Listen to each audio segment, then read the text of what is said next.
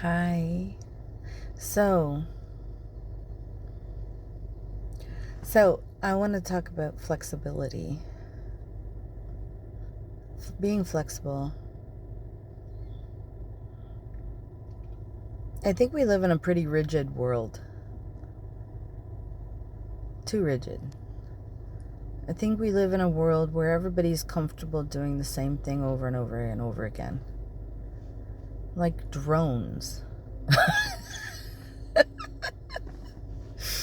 Like sheep. Like, okay, time to get up. Somebody dictates hours that we work. And for some reason, 40 hours is the magic number of hours we have to work. Whether we're done with our job early or not, it seems to not matter. You work for a paycheck. The paycheck goes to all the people who want a piece of it. Landlords, electric company, phone companies. Everybody wants a piece of it. It's million subscriptions in the world.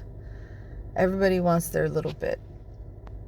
You end up with very little to actually do anything fun. And then you get to start it all over again. Who decided this was how we should live? Who made that decision? I'm waiting for the answer. I don't know that decision. I don't know who does that. I like the flexibility of pouring heavy work in, getting the job done, accomplishing the task, and then cutting out.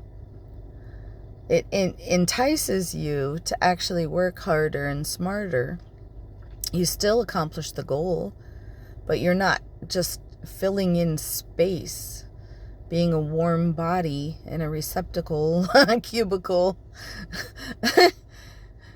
Anyway, I guess that's me. But I think freedom is more important than people generally think. I think freedom of choice, freedom of expression, freedom of movement is a bigger deal than people are making it out to be. I guess that's why I love God so much, because God saves you and frees you at the same time because of his huge love that is very, very freeing. He allows you to do his work in whatever way you want to do it to accomplish the goal. He guides you along the way in what's the best way. And of course, the principles are there in the Word, in the Bible. But he gives you freedom within that scope.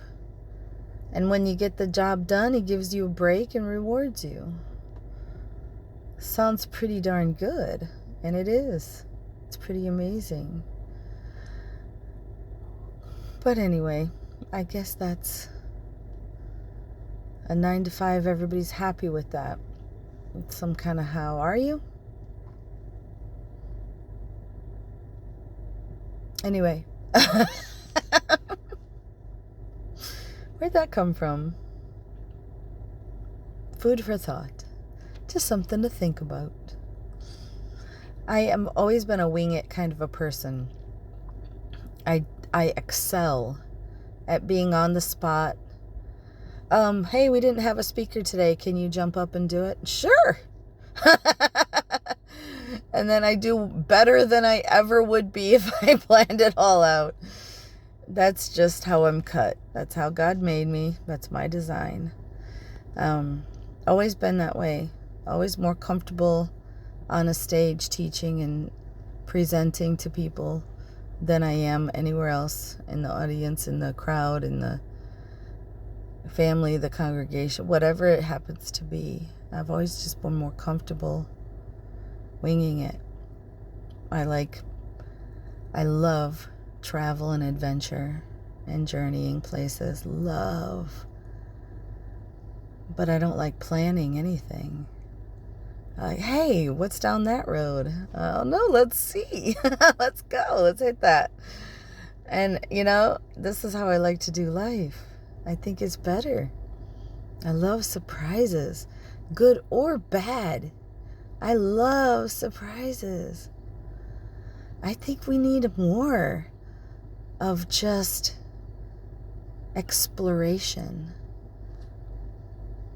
I keep thinking back to the art I saw yesterday, and I told you about that. It was very explorative. It was very much using your imagination. And the artist did a great job of conveying that as being the way out of the norm and the standard and the boring. The way out is to use your imagination and creativity that God gave you. I don't think society is supposed to function. I think that's a way we're controlled into not being more than we are, into seeing the bigger picture and demanding a quality life instead of a mundane life that somebody else has in mind for us to accomplish their goals. I don't know. Just a thought. And I love my job, in case my CEO is watching. Hi, Roxanne. I'm not saying that. I'm saying society as a whole has gotten so just okay with survival, when I believe God made us to thrive. It's just a thought. And just so you know, relationships are more important than work. Relationships with God and relationships with other people. Just something to think about. Just throwing that out there. I love you. God loves you. I'll talk to you later. Bye.